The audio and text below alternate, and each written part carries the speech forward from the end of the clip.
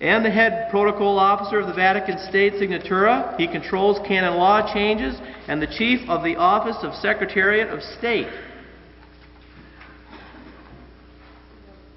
Now, let's forget all of that for just a moment and be practical. If you had a Holy Roman Catholic Church, what would your expectations be at our present position in time? Well, I don't know what you would expect. Let me tell you what I would expect. First of all,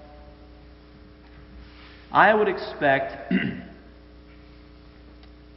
a cutting away of the Vatican-Moscow alliance. How can the Vatican, if it's holy, abide by the Soviet Union?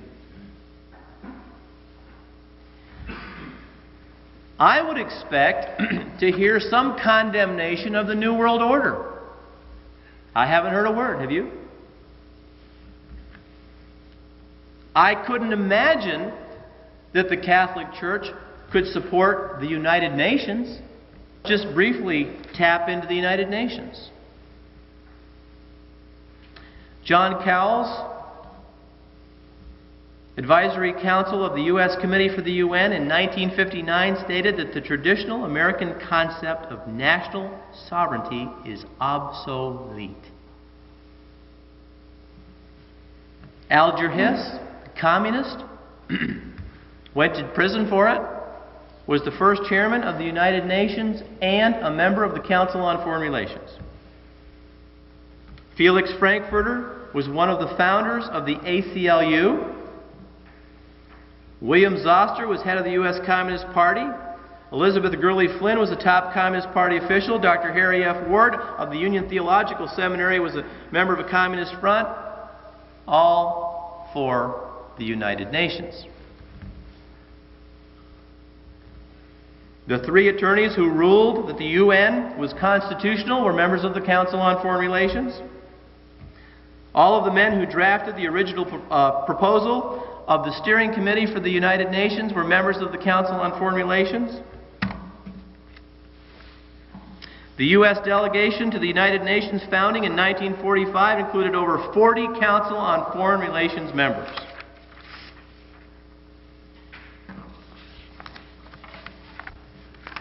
Here's the prayer of the United Nations. From the point of light within the mind of God, let light stream forth into the minds of men, let light descend on earth. From the point of love within the heart of God, let love stream forth into the hearts of men, may Christ return to earth. From the center, where the will of God is known, let purpose guide the little wills of men, the purpose which the masters know and serve. From the center which we call the race of men, let the plan of love and light work out, and may it seal the door where evil dwells. Let light and love and power restore the plan on earth. Do you know that the United Nations is the home of Lucis Trust? Do you know that the United Nations is the home of Lucis Trust, which used to be called Lucifer Trust? But in the early part of this century, that was a little much for people to take. So they changed it to Lucis Trust. And Alice Bailey, who was head of Lucifer Trust, told her followers, quote, "It must be remembered that the forerunner of all movements which appear upon the physical plane is educational propaganda," which is what has been going on in this country for over a century, and it's why there are so few people here tonight. She said, Alice Bailey, the three main channels through which the preparation for the new age is going on might be regarded as the church, the Masonic fraternity, and the educational field. John Paul calls for the end of sovereignty for the United States and other countries, the end of absolute property rights, the end of gun rights, the new international economic order. the redistribution of wealth and jobs. He calls for nations to trust the United Nations. He calls for total disarmament. He promotes the United Nations as the hope for peace. He promotes UNESCO. To the astonishment of many Catholics, John Paul II told the Director General of UNESCO that since the birth of UNESCO, the Catholic Church has always carefully followed the UNESCO program.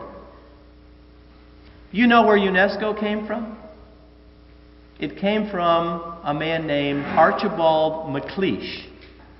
Do you know Archibald MacLeish is a member of the Order of Skull and Bones, of which George Bush is a member? But let me tell you just a little bit about the United Nations.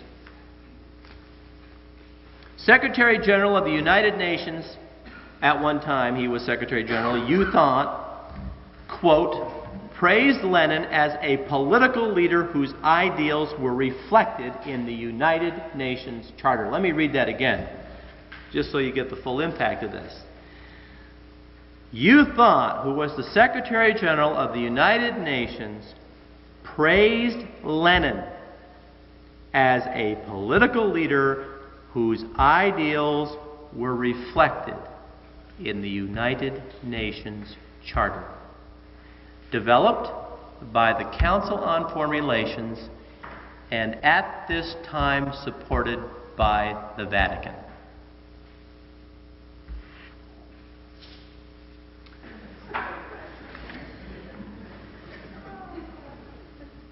Birds of a feather, folks, flock together. Birds of a feather flock together. You know the story of St. John the Apostle.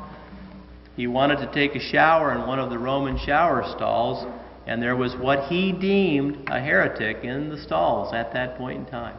Remember this story? And he decided to head in the other direction and remain dirty rather than get in that shower stall with that fellow, because he was afraid that God would hit the place with lightning and destroy it. And the fact of the matter is, when he stands at the United Nations and just stands there and has his picture taken, he is validating that organization. And the United Nations, my friends, is right out of the pit of hell. We wouldn't expect him to promote ecumenism, especially if he's read Mortalium Animos. You have no idea how hard it is to obtain this. This little encyclical has disappeared off the face of the earth. I called Brother Michael and a number of other people in order to try to obtain it. I finally did obtain it. But they do not want anyone to see this encyclical, especially a modern-day priest. Now, there's no more... this basically condemns ecumenism. Mortalium Animos. What does it mean in English? Death of the soul. On fostering true religious unity. Encyclical of Pope Pius XI, January the 6th, 1928. This monastery, princess. You get it now? Can't get it right now.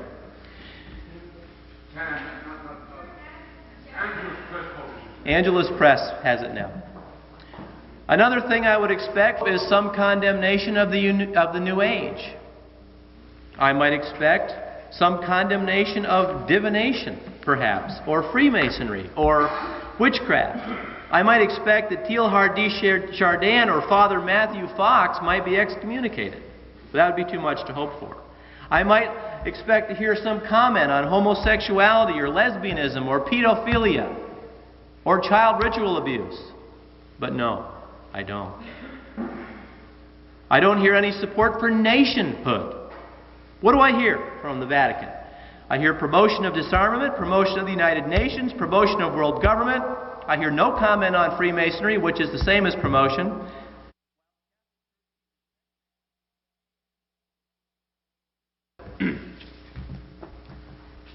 I wouldn't really mind if you called them. They're in Longwood, Florida. The name of the church is